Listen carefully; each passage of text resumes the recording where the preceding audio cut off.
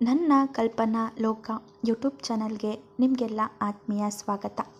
ಯಾರೆಲ್ಲ ಇನ್ನೂ ಚಾನಲ್ಗೆ ಸಬ್ಸ್ಕ್ರೈಬ್ ಆಗಿಲ್ಲ ಅವರು ದಯವಿಟ್ಟು ಸಬ್ಸ್ಕ್ರೈಬ್ ಆಗಿ. ಹಾಗೆ ಕತೆ ಇಷ್ಟ ಆಗ್ತಾಯಿದ್ರೆ ಲೈಕ್ ಮಾಡಿ, ಕಮೆಂಟ್ ಮಾಡಿ ಹಾಗೂ ಶೇರ್ ಮಾಡಿ. ಹೃದಯವು ಬಯಸಿದೆ ನಿನ್ನನ್ನೇ ಕಥೆಯ ಮುಂದಿನ ಅಧ್ಯಾಯ.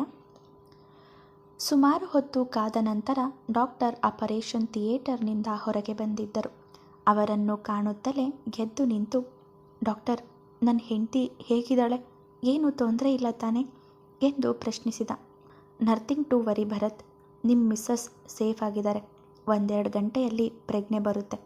ICUಗೆ ಶಿಫ್ಟ್ ಮಾಡಿದ ಮೇಲೆ ಹೋಗಿ ನೋಡ್ಬೋದು ಎಂದು ತಮ್ಮ ಕ್ಯಾಬಿನ್ ಕಡೆಗೆ ನಡೆದರು. ಇಚ್ಛಾಳ ಆರೋಗ್ಯ ಸ್ಥಿರವಾಗಿದೆ ಎಂದು ತಿಳಿದ ಮೇಲೆ ನಿರಾಳನಾಗಿ ಚೇರ್ ಮೇಲೆ ಕುಳಿತ. ನಾನು ಹೇಳಿಲ್ವಾ ನಿನ್ನ ತಂಗಿ ಕಲ್ಬಂಡೆ ಅಂತ? ಅಷ್ಟು ಸುಲಭವಾಗಿ ಅವಳಿಗೇನೂ ಆಗೋದಿಲ್ಲ. ಇನ್ನೊಬ್ಬರನ್ನ ಕೆಡವಿ ಹಾಕೋದು ಗೊತ್ತೇ ವಿನಃ ತಾನು ಬಿದ್ದು ಗೊತ್ತಿಲ್ಲ ಅವಳಿಗೆ ಎಂದು ಅಸಮಾಧಾನದಿಂದ ಹೇಳಿದರೂ ಅವನ ಧ್ವನಿಯಲ್ಲಿ ಅವಳೆಡೆಗೆ ಇದ್ದ ಅಭಿಮಾನ ಸ್ಪಷ್ಟವಾಗಿ ಗೋಚರಿಸಿತು. ಕಲ್ಬಂಡೆ ಎಷ್ಟೇ ಗಟ್ಟಿಯಾದರೂ ಭುವನ್ನಂಥ ಗುಳ್ಳೆನರಿಗಳು ಇಡೋ ಸಿಡಿ ಮದ್ದು ಕಲ್ಬಂಡೆಯನ್ನು ಕೂಡ ಸ್ಫೋಟ ಮಾಡುತ್ತೆ. ಯಾವುದಕ್ಕೂ ಹುಷಾರಾಗಿರು. ಮೈಕಲ್ ಇನ್ನೂ ಹೊರಗೆ ಇದ್ದಾನೆ ಅನ್ನೋದನ್ನು ಮರಿಬೇಡ. ಭುವನ್ಗೆ ಹೋಲಿಸಿದ್ರೆ ಇಚ್ಛಾ ಪಾಲಿಗೆ ಮೈಕಲ್ ಒಳ್ಳೆಯವನೇ. ಅವನಿಗೆ ಇಚ್ಛಾಳ ಹುಚ್ಚು ಹಿಡಿದಿದೆ. ಅವಳಿಗೋಸ್ಕರ ಏನು ಬೇಕಾದರೂ ಮಾಡೋದಕ್ಕೆ ರೆಡಿ ಇದ್ದಾನೆ. ಇಚ್ಛಾ ವಿಷಯದಲ್ಲಿ ಅವನೊಂಥರ ಹುಚ್ಚ. ಇಚ್ಛಾನ ನೋಡಿದ ಮೇಲೆ ಯಾವ ಹುಡುಗಿರನ್ನು ಕಣ್ಣೆತ್ತು ಕೂಡ ನೋಡಿಲ್ವಂತೆ. ಅವಳೊಬ್ಬಳೇ ನನ್ನ ಜೀವ ಅಂತಿದ್ದಾನೆ. ಅವಳಿಗೆ 2 ಅಲ್ಲ 4 ಮದುವೆ ಆದರೂ ತೊಂದರೆ ಇಲ್ಲ, ನನಗೆ ಅವಳೇ ಬೇಕು ಅಂತಿದ್ದಾನಂತೆ. ಯಾವುದಕ್ಕೂ ನೀನು ಹುಷಾರು. ಇಚ್ಛಾನ ಚೆನ್ನಾಗಿ ನೋಡ್ಕೊ. ಹಾಗೆ ಸತ್ಯ ಏನು ಅಂತ ಹೇಳಿ ಶಾಶ್ವತವಾಗಿ ಅವಳಿನನ್ನು ಬಿಟ್ಟು ಹೋಗ್ದಂತೆ ಗಂಟು ಹಾಕೋ. ಮೈಕಲ್ಗೆ ಸತ್ಯ ಗೊತ್ತಾದರೆ ಅವನು ಅದೇ ವಿಚಾರ ಇಟ್ಕೊಂಡು ಆಟ ಆಡ್ತಾನೆ. ಅದಕ್ಕೆ ಅವಕಾಶ ಕೊಡಬೇಡ. ನೀನು ಅವಳಿಂದ ಸತ್ಯ ಮುಚ್ಚಿಟ್ಟಿದೀಯ ಅಂತ ಗೊತ್ತಾದರೆ ಮಾತ್ರ ಆಕಾಶ ಭೂಮಿ ಒಂದು ಮಾಡ್ತಾಳೆ ನೋಡು. ಮೊದಲೇ ಇದು ಕೋಪ ಮರೆತು ಹೇಗೋ ನಿನ್ನ ಜೊತೆ ಜೀವನ ಮಾಡೋ ನಿರ್ಧಾರ ಮಾಡಿದಾಳೆ. ಅದು ನಿನ್ನ ತಲೆಯಲ್ಲಿರಲಿ. ಗಂಡ ಹೆಂಡತಿ ನಡುವೆ ಯಾವತ್ತೂ ರಹಸ್ಯ ಇರಬಾರ್ದು.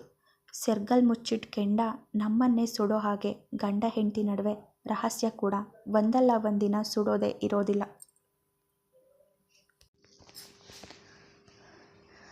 ನೀನು ಅವಳಿಗೆ ಸಂಬಂಧಿಸಿದ ಗುಟ್ಟು ಮುಚ್ಚಿಟ್ಟಿದೆಯಾ ಅಂತ ಗೊತ್ತಾದರೆ ನಿನ್ನ ಮೇಲಿನ ಪ್ರೀತಿ ಮರೆತು ದೂರ ಹೋದರೂ ಅಚ್ಚರಿ ಇಲ್ಲ ಎಂದ ತುಷಾರ್ ಬುದ್ಧಿ ಮಾತು ಸರಿ ಎನಿಸಿತು. ನೀನು ಹೇಳಿದ್ದು ಸರಿ ತುಷಿ. ಬೇಡ ಅಂತ ಒಂದು ಸಲ ನಿರ್ಧಾರಕ್ಕೆ ಬಂದರೆ ಅವಳನ್ನು ಒಪ್ಸೋದು ಕಷ್ಟ. ಆಟ ಹಿಡಿದು ಕೂತ್ರೆ ಜಗ್ಮುಂಡಿ ಅವಳು. ಮೊದಲು ಸತ್ಯ ಹೇಳಿಬಿಡ್ತೀನಿ. ಆಮೇಲೆ ಆ ಮೈಕಲ್ಗೆ ಮೊದಲು ಒಂದು ಗತಿ ಕಾಣಿಸ್ಬೇಕು. ನನ್ನ ಹೆಂಡತಿ ಬೆನ್ನು ಬಿದ್ದು ಸಾಯ್ತಾನೆ. ಇವಳು ಕೊಲ್ಲೋದು ಕೊಂದ್ಲು. ಆ ಜಯೇಂದ್ರನನ್ನು ಕೊಲ್ಲೋ ಬದಲು ಇವನನ್ನೇ ಶೂಟ್ ಮಾಡಿದರೆ ಪೀಡೆ ಆದರೂ ತೊಲಗ್ತಿತ್ತು. ನನ್ನ ಗ್ರಾಚಾರ ಇನ್ನೂ ಮುಗ್ದಿಲ್ಲ ಅಂತ ಕಾಣುತ್ತೆ. ಅದಕ್ಕೆ ಅವನಿನ್ನೂ ಜೀವಂತವಾಗಿದ್ದಾನೆ ಎಂದು ಹಣೆ ತೀಡಿಕೊಂಡ ಭರತ್. ಸರಿ, ನಾನು ಹೊರಟೆ. ಇಚ್ಛಾಗೆ ಪ್ರಜ್ಞೆ ಬರೋದು ಎಷ್ಟೊತ್ತಾಗುತ್ತೋ ಏನೋ. ನಾನು ಲೇಟಾಗಿ ಹೋದರೆ ಬ್ರೋ ಬೈತಾನೆ ಎಂದವನಿಗೆ ಮಡದಿಯ ಭಯ ಈಗಲೂ ಇಲ್ಲ. ಅಭಿಮನ್ಯುವಿನ ಮಾತಿಗೆ ಮಾತ್ರ ಅವನು ಮಣೆ ಹಾಕೋದು. ತಪ್ಪಿದರೆ ಶ್ರುತಿಗೆ ಮಾತ್ರ. ಅಣ್ಣನಷ್ಟೇ ಅಭಿಮಾನ ಅತ್ತಿಗೆಯ ಮೇಲೂ ಅವನಿಗಿದೆ. ಬ್ರೋ, ಅತ್ತಿಗೆ, ತನು ಎಲ್ಲ ಹೇಗಿದ್ದಾರೆ? ಊರಿಗೆ ಹೋದ್ರಾ? ಇಚ್ಛಾಳಿಗೆ ಏನೂ ತೊಂದರೆ ಇಲ್ಲ ಎಂದು ತಿಳಿದ ಮೇಲೆ ಮನಸ್ಸು ನಿರಾಳಗೊಂಡು ತನ್ನ ಆತ್ಮೀಯರ ಬಗ್ಗೆಯೂ ಯೋಚನೆ ಮಾಡತೊಡಗಿತು. ಬ್ರೋ ಮತ್ತು ಅತ್ತಿಗೆ ಜೊತೆ ತನುನ ಕಳಿಸ್ಕೊಟ್ಟೆ. ನಾನು ಈ ಕಡೆ ಬಂದೆ ಎಂದ ಯಾವ ಚಿಂತೆಯೂ ಇಲ್ಲದಂತೆ. Are you crazy Tushar? ತನು ಈಗಿರೋ ಸ್ಥಿತಿಯಲ್ಲಿ ಯಾಕೆ ಬಿಟ್ಟು ಬಂದೆ? ಅವಳಿಗೂ ಈ ಸಮಯದಲ್ಲಿ ನಿನ್ನ ಜೊತೆ ಇರಬೇಕು ಅಂತ ಅನಿಸುತ್ತಲ್ವಾ ಎಂದು ರೇಗಿದನು.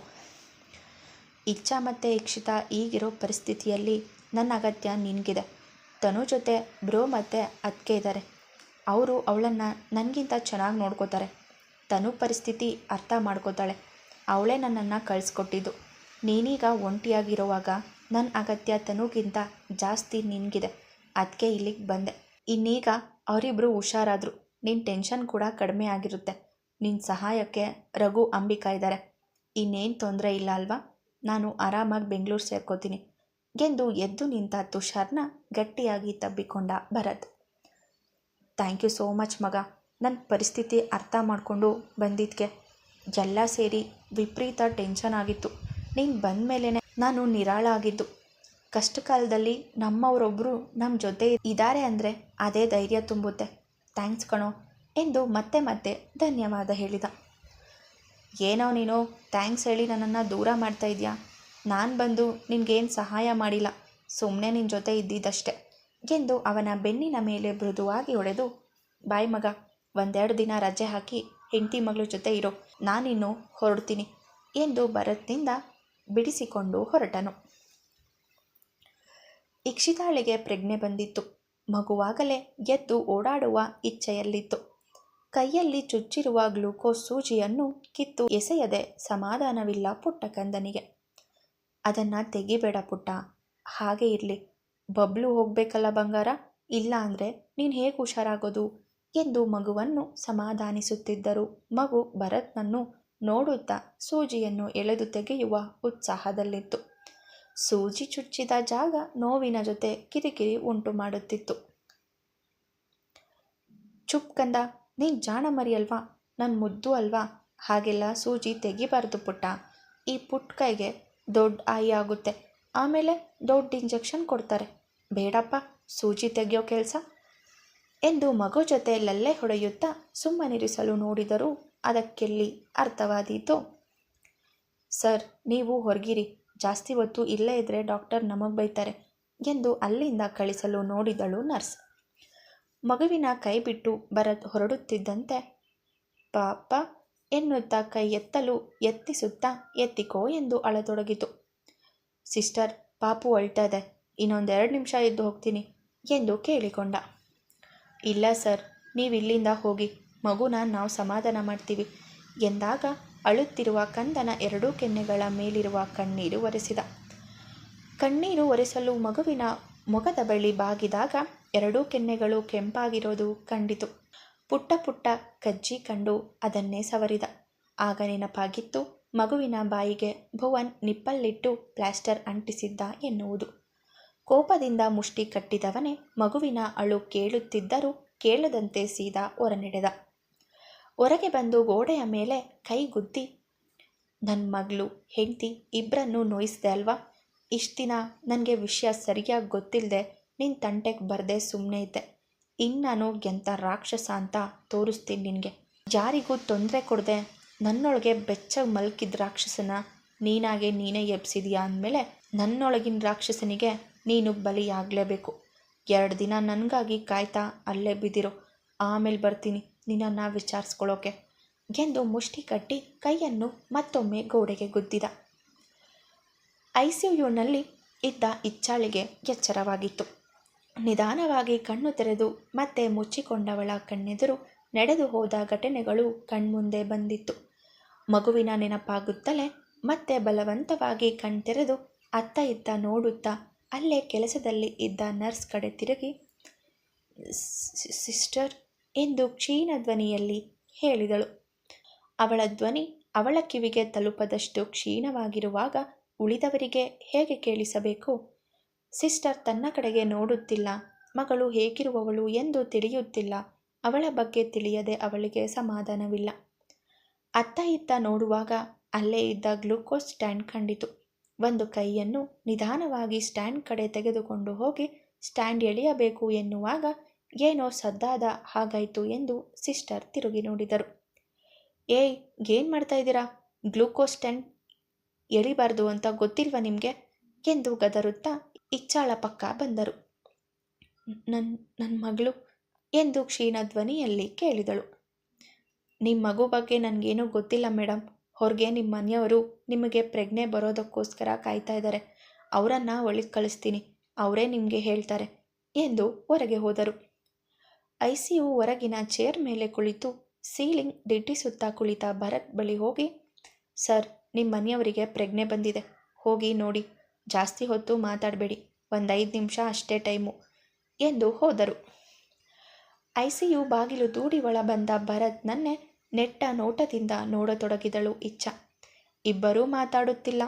ಭರತ್ಗೆ ಇಚ್ಛಾ ತನಗೆ ಹೇಳದೆ ಹೋದಳು ಎಂಬ ಕೋಪವಾದರೆ ಇಚ್ಛಾಗೆ ಅವನು ತನ್ನ ಮೇಲೆ ಕೋಪ ಮಾಡಿಕೊಂಡಿರುವ ಈಗ ತನ್ನನ್ನು ಮಾತಾಡಿಸುತ್ತಾನೋ ಇಲ್ಲವೋ ಎಂಬ ತಳಮಳ. ಇಬ್ಬರೂ ಮಾತು ಮರೆತಂತೆ ಹಾಗೇ ಇದ್ದರು. ಸರ್, ಬೇಗ ಮಾತಾಡ್ಸೋಗಿ, ಜಾಸ್ತಿ ಹೊತ್ತು ICU ಒಳಗೆ ಇರೋಂತಿಲ್ಲ ಎಂದು ಸಿಸ್ಟರ್ ಹೇಳಿದರು. ಪಾಪು ಎಂದು ಕ್ಷೀಣ ಧ್ವನಿಯಲ್ಲಿ ತೊದಲಿದಳು ಇಚ್ಛಾ.